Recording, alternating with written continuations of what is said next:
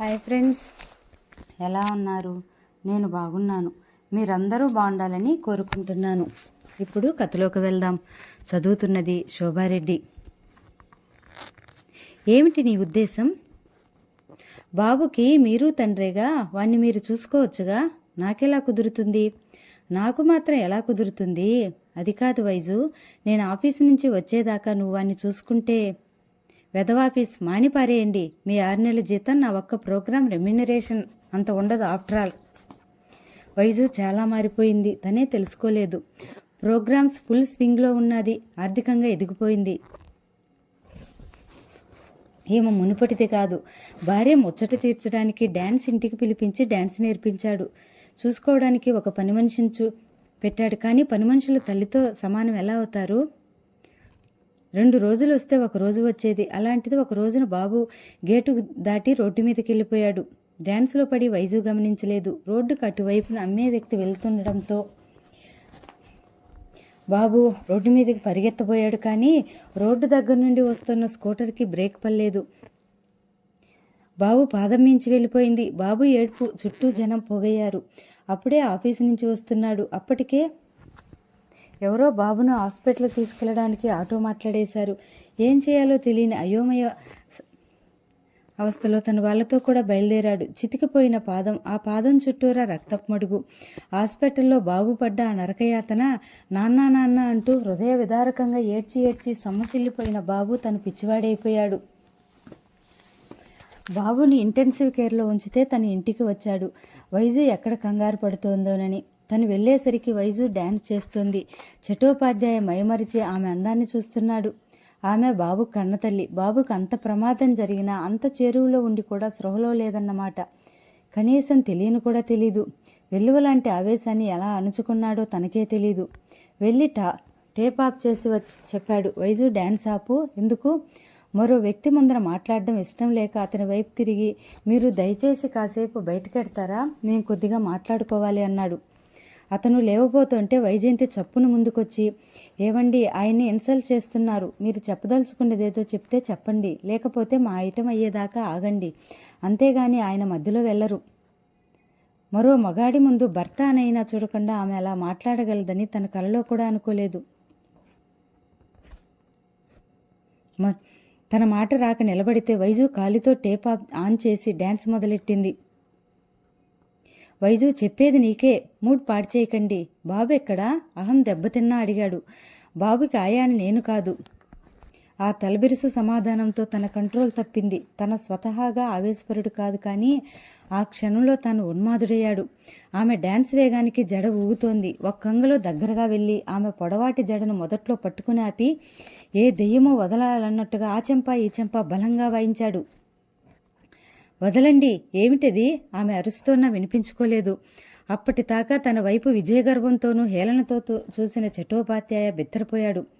ఇప్పుడే చెప్తున్నా, నువ్వు ఈ క్షణం నుంచి డ్యాన్స్ మానే. కాలితో టేప్ రికార్డర్ తన్ని చెప్పాడు.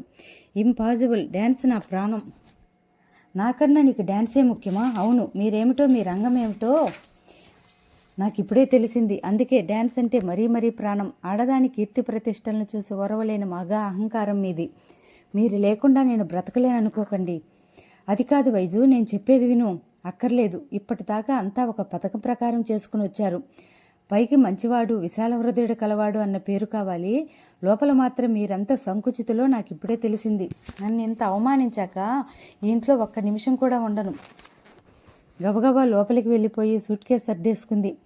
ఆ హఠాత్ పరిమాణానికి తను మ్రాన్పడిపోయాడు. బాబు సంగతి చెప్దామనుకున్నాడు. కానీ ఆడదానికి అంత పగరుంటే మగాడు తనకేమిటి అన్న పంతం. ఈ వైజయంతి అంటే ఏమనుకున్నారో చూద్దురు గాని, ఏనాటికైనా మీరు నా దగ్గరికి రావాల్సిందే. ఆవేశంతో వెళ్ళిపోయింది. విడాకుల నోటీస్ పంపించింది. తర్వాత బాబుని ఇచ్చేయమని తనను అడగడానికి పౌరుషం అడ్డుమొచ్చిందేమో లాయర్తో అడిగించింది. ఆవిడికి ఇవ్వడం కన్నా కసాయవాడికి ఇవ్వటం నయమని తన నమ్మకం. చివరికి జడ్జి బాబుని ఇష్టాన్ని అడిగాడు. వాడేం చెప్తాడు? ఏడుపొస్తే దెబ్బ తగిలితే వాడు అందరి పిల్లల్లా అమ్మ అని అడవడు, నాన్న అని ఏడుస్తాడు. ఇంకా వాడేం చెప్తాడు? తనే గెలిచాడు. ఇల్లు దాటిన వైజయంతికి డ్యాన్స్ తప్పే మరేమీ మిగలలేదన్నమాట. తను ఇన్నేళ్ళు ఆమెను పూర్తిగా మర్చిపోయే బతికాడు. ఆమె అనే వ్యక్తి ప్రపంచంలో లేదనుకున్నాడు. ఇప్పుడు మాత్రం తను ఎదురవ్వటం ఎందుకు? అంత పసివాడిగా ఉన్నప్పుడే వాడికి ఇలా యాక్సిడెంట్ అయిందా రోజు. అందుకే తనకు తిక్కరేగిందని తెలిసి కూడా అర్థం చేసుకోలేదు. తిరిగి తన దగ్గరికి రాలేదు. అంత మూర్ఖ పట్టుదల. కుందేటు కొమ్ము సాధించవచ్చు, తివిరి ఇనుమైనా తైలంబు చేయవచ్చు. ఈ మనిషి ఇంతే, మారదు. తన పంతమే నెగ్గాలన్న పట్టుదల. ఈవిడితో మాట్లాడడం వల్ల తన జీవితంలో మరోసారి గాయపడటం తప్ప మరేముండదు. ఆదినారాయణ ఆవిడ కనపడకుండానే వెనుదిరిగాడు. ఇలాంటి మనిషికి నీ కొడుకు చావు బతుకుల్లో ఉన్నాడని చెప్పటం మాత్రం దేనికి? వెళ్తున్న ఆదినారాయణను కుప్పస్వామి గుర్తించాడు. కిన్నెరను మెడ క్షమించదని తెలియగానే ఒక్కసారిగా మనసంతా దూదిపింజలా అయిపోయింది. క్షమించిందని తెలియగానే గొప్ప ప్రమాదాన్ని బయటపడినంత రిలీఫ్. కానీ తేలికైన మనసు నిండా శూన్యం నిండిపోసాగింది. అదోలాంటి అనీజీ. ఈ ప్రేమ విషయాల్లో అంతే. ఎవరికి వాళ్ళు వద్దనుకుంటేనే, కావాలనుకుంటేనే అది వేరే విషయం. కానీ ఒకళ్ళు ఎవరన్నా వద్దంటే మొగ్గుతొడుగుతున్న భావం కూడా బలీయమవుతుంది. తను అతడి దగ్గరికి వెళితే మేడం కాదంటుంది అన్న సంగతి ఒక్కసారి రూఢీ అయ్యాక కిన్నెర మనసెందుకు అదోలా అయిపోయింది. మనసు అతగాడి పట్టే మొగ్గు చూపుతోంది. పదే పదే తనే గుర్తొస్తున్నాడు. తనకి నిస్సందేహంగా మేడం జీవన విధానం అన్నా ఆరాధనే. ఆ జీవితం, ఆ ఒంటరితనం, ఏదో వెలితి. భర్త, 2 పిల్లలు, చిన్న ఇల్లు, తనదైన ముచ్చటైన ఓ సంసారము బాగుంటాయి. ఎప్పటినుంచో వస్తున్న పాత జీవితం సిద్ధాంతమే కావచ్చు. అయితేనే ఎప్పటికప్పుడు కొత్తదనం కనిపిస్తూనే ఉంటుంది. అతను అంత గాఢంగా తనని ప్రేమిస్తున్న ఎంత అదృష్టం అది. ఎంతమంది అమ్మాయిలకు అలాంటి అదృష్టం పడుతుంది? ఏమో, తను కూడా అతన్ని ప్రేమిస్తుందేమో. ఎప్పుడూ ఇలా ఆలోచించలేదు. ప్రేమిస్తున్న బట్టే అతను అన్నట్టుగా అతన్ని చూడ్డానికి వెళ్ళిందేమో. అయితే అతని మీద ప్రేమ ఎప్పుడు మొదలైంది? ప్రేమ? కిన్నెర చప్పున ఉలుక్కుపడింది. ఏమైంది తనకేమైంది? మనసెందుకు అదుపు తప్పుతోంది? ఒక జీవితకాల అనుభవాన్ని కాదని, ఎంతో జీవితాలను చూసిన సాక్ష్యాల్ని కాదని తను ఇప్పుడు ప్రేమలో పడుతుందా? ఎందుకు? అతను ప్రేమిస్తున్నాడని గ్యారంటీయే. ప్రేమించినా ఏముంది? ఆ జుక్సాపరమైన సంబంధం తమ ఇద్దరి మధ్య మొదలవుతుంది. అంటే మోజు తీరాక మళ్ళీ ఏ పేటకో తనని అమ్మేస్తాడేమో. బ్రతుకు కుక్కల జింపిన విస్తరవుతుందేమో. ఇంతటి భద్రతాపూరిపైన జీవితాన్ని ఎందుకు వదులుకోబోతుంది? మేడం పట్ల కనీస కృతజ్ఞత లేకపోయింది అతనికి. తెల్లారి లేచిన దగ్గర నుంచి మనసు చెప్తూనే ఉంది, రోజుకేదో ప్రత్యేకతుంది. ఏమిటది? అతను నిజంగానే అన్నంత పని చేస్తాడా? ఆత్మహత్య చేతులారా చేసుకుంటాడా? ఏమో మరి. మనసు కుదురుగా ఉండనివ్వట్లేదు. ప్రతి క్షణము టెన్షన్. చిన్న చప్పుడైతే గుండె వేగంగా స్పందిస్తుంది. అంతా నిశ్శబ్దంగా ఉంటే గుండె కూడా కొట్టుకోవడం ఆగిపోతుందేమో అనిపిస్తుంది. అతని చెప్పిన టైం దగ్గర పడుతున్న కొద్దీ అర్థం లేని భయము, ఉద్వేగము. ఆయా వచ్చి చెప్పింది ఫోన్లో గాయత్రి ఉందని. చేజారిపోతున్న గుండెని చిక్కబట్టుకుని ఫోన్ దగ్గరికి వచ్చింది. గాయత్రి సూటిగా షార్ట్గా చెప్పేసింది, ప్లీజ్ కిన్నెరా, కనీసం మానవత్వాన్నైనా చూపించు. అవతల మనిషి చావు బతుకుల్లో ఉన్నాడు. కేవలం నీ మూలంగా, నీకోసమే అతను చావటానికి కూడా సిద్ధపడుతున్నాడంటే అతని ప్రేమలో నిజాయితీ అర్థం చేసుకో. నీ జీవితంలో ఎక్కడో ఏదో జరిగిందని అదే ప్రపంచం అనుకోకు. కిన్నెరా, ప్రపంచంలో ప్రేమ కూడా ఉంది. అడ్రస్ కావాలంటే ప్రేమచంద్ దగ్గరకు రా. ఫోన్ క్రెడిల్ చేసింది. మనసుని పాషాణం చేసుకుంది. తను కరిగిపోకూడదు. ధైర్యాన్ని కూడగట్టుకుని కూర్చుండిపోయింది. అరగంటలో గాయత్రి వచ్చింది. ఆమెను చూస్తూనే కిన్నెరకి తనెంత పొరపాటు చేసిందో అర్థమైంది. ఏం వినాల్సి వస్తుందో గుండె ఆగినంత పనైంది. గాయత్రి చూపులతోనే ఆమెను కాల్చేస్తుంది. నీలాంటి రాక్షసిని నేనెక్కడా చూడలేదు. నువ్వు, నీ డ్యాన్సు, నీ గురువు ప్రశాంతంగా ఉండండి శపిస్తోంది. చెప్పు గాయత్రి, ఏమైంది? అడగలేకపోతుంది. అతనికి లేడి కిన్నెరా, ఇక నుంచి నీ కోసం రాడు. ఒకే మాటలో చెప్పింది.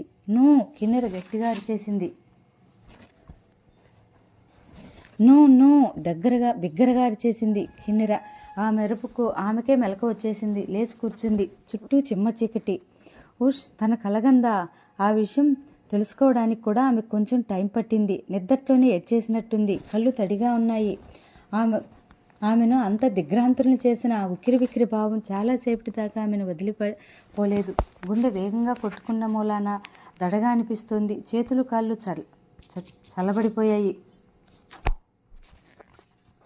మెలకు వచ్చేసినా, కళ్ళు తెరిచేసినా కళ ఇంకా కళ్ళెక్కడుతోంది. మంచం మీద ప్రేమచంద్ చావు బ్రతుకుల మధ్య ఉండి కూడా అన్నంత పని చేసే మొండి మనిషి, చావంటే భయం లేని మనిషి. తను రాలేదని అతను పంతంగా తన పట్టుదలే నగ్గాలని ముందుగా ఎడమ చేతుకున్న బ్లడ్ నీడిల్ లాగేసుకుని, తర్వాత సెలైన్ ట్యూబ్ విసురుగా లాగేసి, చివరికి ఆక్సిజన్ ట్యూబ్ గుంజేసి గెలుపు స్వంతం చేసుకోనుంటాడు. My god! డ్యూటీ నర్స్ కాస్త ఆలస్యం చూసి ఉలిక్కపడి కనుగుడ్లు లోపలికి వెళ్ళిపోయిన అతని తెల్లటి కళ్ళను మరోసారి కన్ఫర్మేషన్ కోసం చూసి, ఒంటి నిండా బ్యాండేజీలతో ఉన్న అతను ఒంటిపై నుంచి తెల్లని దుప్పటిని లాగి ముఖం మీద కప్పేసి, తనేమిటి ఇలా ఆలోచిస్తుంది? నిజంగానే అతనికి ఏమైనా అయ్యిందా? ఏమీ అవ్వదు. ఏమిటి గ్యారెంటీ? తన మనసు చెప్తోంది. మనసు కోరుకునే సంగతి అదేనేమో. ఏమో అయ్యుండొచ్చు. అతనికి మాత్రం ఏం జరగకూడదు. అతని క్షేమంగా ఉండాలి. ఇంకా నిద్రమత్తు వదిలిన ఆ స్థితిలోనే 1000 దేవుళ్ళకు మొక్కింది. కళ్ళు మూసుకుని భగవంతుని ప్రార్థించపోతే ప్రేమచంద్ రూపమే మదిలో మెదులుతోంది. కిన్నెర అనే ఆమె లోగొంతుతో పిలుస్తున్నట్లుగా ఉంది. గొంతులో పిలుస్తున్నట్లు కాక గుండె గొంతుకులోంచి పిలుస్తున్నట్లుగా ఉంది. పిలిచి పిలిచి ఆ పిలుపుకు బదులు రాక మూగబోయిన గొంతు. వస్తున్న నవ్వుని బిగబెట్టినట్టుండే ఆ పెదవులు, నవ్వే ఆ కళ్ళు అంతలోనే నిర్జీవమై. కిన్నెర తల విదిలించింది. తనెందుకు అతని గురించి ఇంత వర్రీడిగా లీనమైపోయి మరీ ఆలోచిస్తుంది? తనని తాను సిన్సియర్గా ప్రశ్నించుకుంది. జవాబు చెప్పడానికి మనసు సంశయిస్తుందేమో. గబాలను ఒక అభిప్రాయానికి రావడానికి తటపటాయిస్తున్నట్లుగా నిశ్శబ్దం. ఆ నిశ్శబ్దం వెనుకగా గొంతు సవరించుకున్నట్లుగా ఒక రాగం. ఆమె పెదవుల మీద చిరునవ్వు మెరిసింది. కానైతే ఆమె మొదటిసారిగా అలా నవ్వుకుని లేచి టైం చూసింది. తను రోజూ లేసే టైం. సమయానికంటే గంటన్నర ముందుగా లేచింది. ఒకసారి లేచాక అలా బద్ధకంగా తిరిగి పడుకోవడం ఆమెకు ఇష్టముండదు. మామూలుగా రోజువారీలాగే డ్యాన్స్ ప్రాక్టీస్ చేసుకోసాగింది. శరీరం కదిలి వస్తుంది. విస్తరించి నర్తించడానికి ఒప్పుకోలేదు. కానీ ఆమె దృష్టినంతా డ్యాన్స్ మీదే కేంద్రీకరించింది. ఎక్కడా మనసు తేలికేమైపోయింది. అదేం చిత్రమో, కాలు నేల మీద నిలవట్లేదు. ఎంతసేపు ఇంతటి సంఘర్షణ? క్షణంసేపే. అంతట్లోనే తిరిగి తనను తాను సంభాళించుకుంది. తదేకంగా డ్యాన్స్ చేస్తోంది. తూర్పున తెలతెలవారుతుండగా ఒకంత అలసటతో నుదుటి మీద చెమటను తుడుచుకుంటూ కూర్చుండిపోయింది. ఆమెకు ఆశ్చర్యం వేసింది. అప్పుడు గుర్తొచ్చాడు ప్రేమచంద్. తన మానసిక పరిస్థితిపై సైకాలజీని తలుచుకుంటే తను ఒక వ్యక్తిని ఇష్టపడుతున్నానని మొదటిసారిగా స్పష్టంగా అనుకుంది. అయితే తనలో ఏ అలజడి లేదా? తను చాలా మామూలుగా డ్యాన్స్ ప్రాక్టీస్ చేసుకోగలిగింది. అది ఇంకా గంటన్నర సేపు అధికంగా. కాసేపు దిగులుగా అనిపించింది. కానీ ఆ అమ్మాయికి తెలీదు. ఆమె అలా లేచి డ్యాన్స్ చేసుకుంటుంటే వైజయంతి చూశారని, మనసులోనే ఆ అమ్మాయి ఏకాగ్రతని మెచ్చుకున్నారని, అది ఆమెకు ప్లస్ పాయింట్ అని. అందరి ఆడపిల్లల్లా తన కళ్ళల్లో తేలిపోవడం, నార్మల్గా బ్రతకడం ఇష్టముండదు. ఇన్నేళ్ల జీవితంలో మళ్ళీ తనని అంతగా ఎవరూ ప్రేమించలేదు. ఎవరితోనూ అలాంటి బలీయమైన బంధం ఏర్పడలేదు. మేడం సంగతి వేరు. ఆవిడికి తనంటే ఇష్టం. కాదు, ఆవిడికి తన డ్యాన్స్ అంటే ఇష్టం. డ్యాన్స్ చేసే తీరంటే ఇష్టం, అంతే. తల్లి తర్వాత తన వ్యక్తిగత జీవితంలోకి ఎవరు రాలేదు. ఇతనికి తన గత జీవితం గురించి చెప్తే మనసంతా బ్లాంక్ అయిపోయింది. అన్నీ తెలిసి కూడా విశాల హృదయుడిలా ప్రేమించగలడా? శాశ్వతమైన ప్రేమ ప్రపంచంలో ఉంటుందా? ఏమో, ఉంటుందేమో. లేకపోతే ప్రేమకు అర్థమే లేదు. తనకి తెలిసిన ప్రపంచం చాలా చిన్నది. అందుకే చావైనా తెగించి అతని నిస్వార్థమైన ప్రేమకు తనకు బోధపడట్లేదేమో. ఆలోచిస్తున్న కిన్నెరికి నవ్వొచ్చింది. తను అతని గురించి పాజిటివ్గా ఆలోచిస్తుందేంటి? తన మనసేమిటో తనకు అర్థమైపోతుంది. అన్ని బలహీనతలలోకి, వ్యసనాల్లోకి బలీయమైనది ప్రేమించగలడు.